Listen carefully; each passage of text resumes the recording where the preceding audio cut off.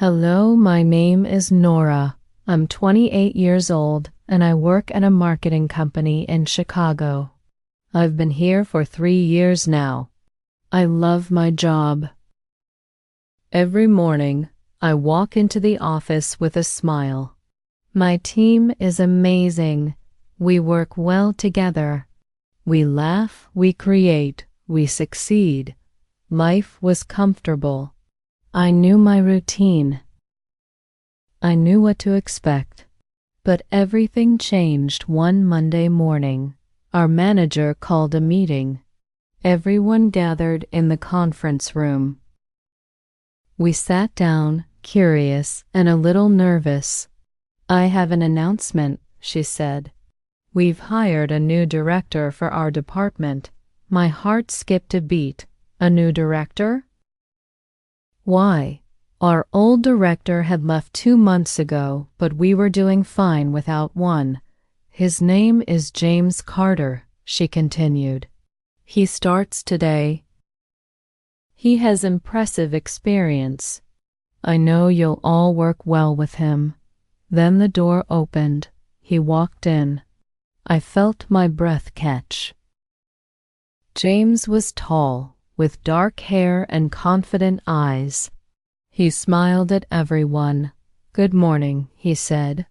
His voice was warm and strong. I couldn't look away. This wasn't just about work anymore. Something inside me stirred. It was attraction, immediate and unexpected. I felt my face turn red. What was happening to me? He was my new boss. This was wrong. I looked down at my notebook, trying to focus, but my hands were shaking slightly. "Professional, Nora. Stay professional." But my heart was racing. The first week with James was intense. He wanted to meet with each team member individually. When my turn came, I walked into his office. My palms were sweaty. "Nora, right?" he said, looking at his notes. "Please sit down." I sat across from him. His office smelled like coffee and new leather. "Tell me about your work here," he said. I explained my projects, my role, my goals. He listened carefully. He asked smart questions. He seemed genuinely interested. Not just in my work, but in my ideas. "That's impressive," he said when I finished. "You clearly care about what you do." "Thank you," I replied. My voice sounded small. Over the next few weeks, I watched him transform our department. He brought fresh ideas, new strategies, better systems. Morning meetings became more dynamic. Projects became more exciting. James was different from other bosses I'd had. He was approachable. He remembered small details about everyone. He asked about my weekend. He noticed when I stayed late. But there was something else. Sometimes during meetings, I caught him looking at me. Not in a bad way, just looking. And when our eyes met, he smiled, a small, private smile. I told myself I was imagining things. He was just being friendly, professional, but my heart knew differently. Working near him felt electric. When he walked past my desk, I became aware of everything. The sound of his footsteps, his cologne, the way he said my name. I tried to focus on work, I really did, but thoughts of him kept interrupting. During presentations, I wondered what he thought of my ideas. During lunch, I wondered where he was. At night, I replayed our conversations. This was dangerous. I knew it. He was my boss. There were rules, boundaries, ethics. Yet I couldn't stop the feelings growing inside me. One afternoon, James called me into his office. "Nora, I have a proposal," he said. "We just won a major client. It's a 6-month campaign. I need someone strong to co-lead it with me." My heart jumped. "You want me?" "You're the best person for this," he said. "You're creative, reliable, and you understand our vision. Are you interested?" "Yes," I said immediately. "Absolutely yes. Great. We start tomorrow." Working closely with James changed everything. We spent hours together planning, brainstorming, creating. We had working lunches, late-night video calls, weekend emails about sudden ideas. The project was demanding, but I loved it. I loved seeing his mind work. I loved how he valued my opinions, how he built on my ideas, how he made me feel like an equal partner. But the line between professional and personal kept blurring. During one late evening at the office, we ordered pizza. We talked about more than work, about our families, our dreams, our failures. "I moved here from Boston," he told me. "I wanted a fresh start, new city, new job, new life." "Why did you need a fresh start?" I asked. He hesitated. "Bad breakup." I threw myself into work. "Maybe too much." "I understand," I said softly. Work became my life too. Our eyes met. The moment felt charged, different. He looked like he wanted to say something more, but his phone rang, breaking the spell. Then people started noticing. My colleague Rachel pulled me aside one day. "So you and James seem close," she said. Her tone was casual, but her eyes were sharp. "We're working on a project together," I said. She replied. "Just be careful, Nora." Her words stayed with me. Other coworkers started making comments, small jokes, knowing looks. Nothing direct, but I felt their judgment. One day, I overheard 2 people talking by the coffee machine. "Of course James chose Nora for the big project," one said. "Did you see how he looks at her?" My stomach twisted. Was that what people thought? That I got this opportunity because James liked me, not because I earned it? Doubt crept in. Was I really good enough? Or was James showing favoritism? The questions haunted me. I started second-guessing every decision, every compliment, every achievement. The worst part? I couldn't deny the attraction anymore. It was real. It was mutual. And it was becoming impossible to ignore. 3 months into the project, we had to travel to New York for a client presentation. The flight was short, but my nerves were high. Not about the presentation, about being away from the office with James.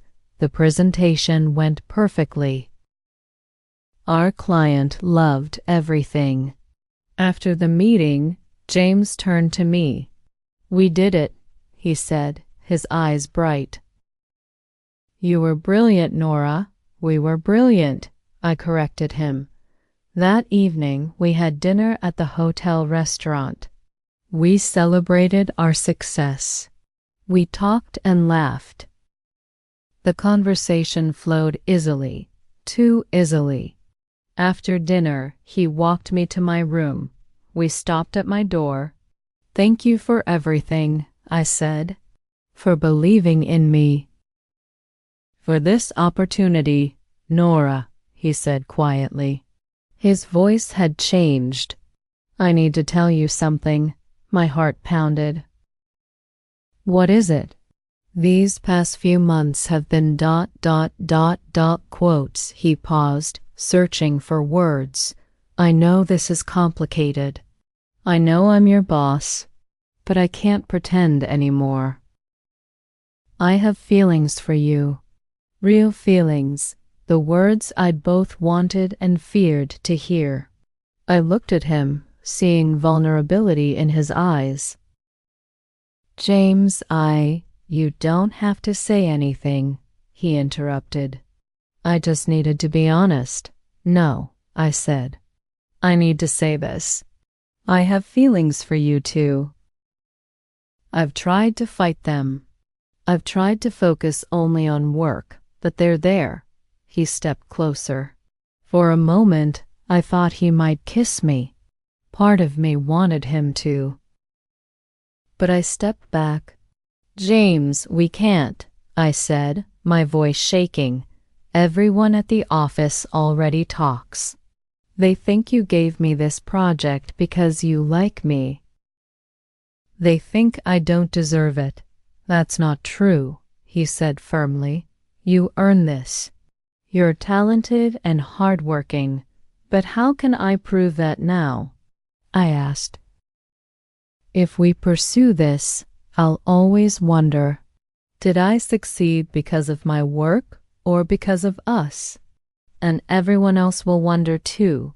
So what do we do? He asked. I don't know, I admitted. Tears filled my eyes. I care about you, but I care about my career too, my reputation, my integrity. I've worked so hard to get where I am. I can't let people think I slept my way to success. The words hung between us, heavy, true, painful. I respect that, James said finally. I respect you. Your ethics, your principles. That's one of the reasons I fell for you. We stood there in the hotel hallway. Two people who wanted each other but couldn't have each other. Not like this. Not yet. What happens now? I whispered. I don't know, he said. But I know one thing. I don't want to cost you your career or your peace of mind. That night I couldn't sleep. I had to make a choice. Love or career, heart or mind. Risk everything or protect what I'd built.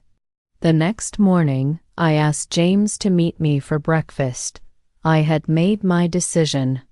I've been thinking all night, I told him. I care about you, but I need to put my career first right now. Not because you're not important, but because I need to prove something to myself. He listened quietly, his coffee untouched. I need to know that I earned my success, I continued. I need to finish this project and show everyone, including myself, that I deserve this position. That I'm here because of my skills, not because of personal relationships. I understand, he said. What do you suggest? We establish clear boundaries, I said. Professional only. At least until this project ends and the situation changes. And after the project? He asked. I think you should talk to HR, I said. About a transfer to another department. So there's no conflict of interest, he nodded slowly. That makes sense. It won't be easy, but it's the right thing to do. When we returned to Chicago, I scheduled a meeting with Human Resources. I was terrified, but I knew transparency was important.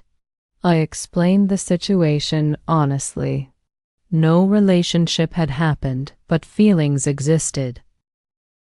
I wanted everything documented properly. The HR director appreciated my honesty. This is exactly how these situations should be handled, she said. With integrity and communication. James requested a transfer. The process took 3 months. 3 long, difficult months. We maintained professional distance. Brief emails, formal meetings, no personal conversations. It hurt. Every day hurt. Seeing him across the office and not being able to talk freely. Wanting to share a joke or a story and having to hold back, but I knew it was necessary. I poured everything into the project. I worked harder than ever. I wanted to prove my worth, not just to others, but to myself. When we presented the final campaign to the company, it was a massive success. The client renewed for another year. Our CEO praised the work publicly. This campaign exceeded all expectations, she said. Nora, your leadership was outstanding. My team congratulated me. Even Rachel, who had been skeptical, hugged me. You really earned this, she said. I'm sorry I doubted you. James's transfer came through. He moved to the operations department. Different floor. Different meetings. Different world. But before he left, he stopped by my desk.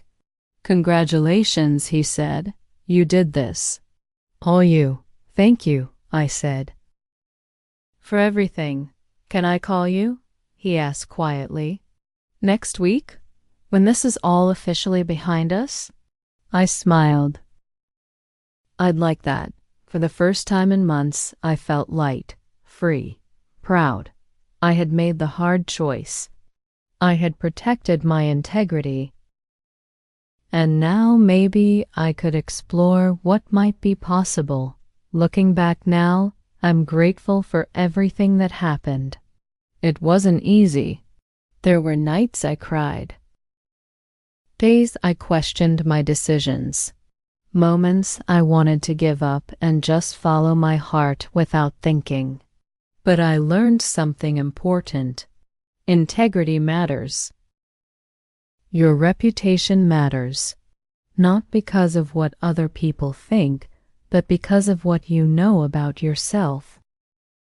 When you work hard for something, you need to know it's truly yours. No shortcuts, no doubts, no questions.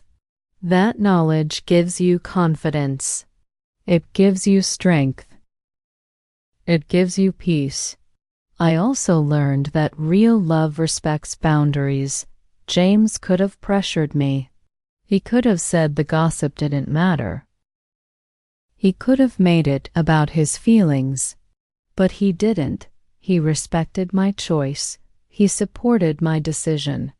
That showed me his character. The best things in life are worth waiting for, worth protecting, worth doing right.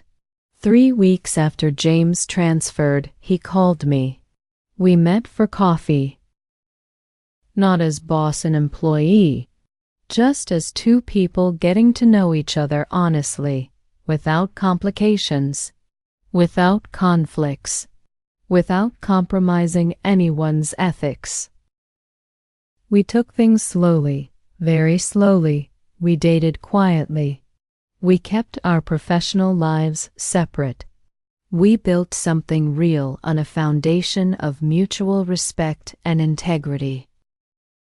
Today, I'm not just proud of my career success. I'm proud of how I handled a difficult situation.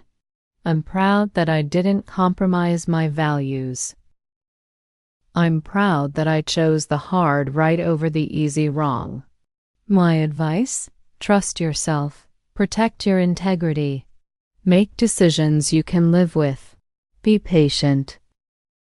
Good things come to those who wait and work and stay true to themselves.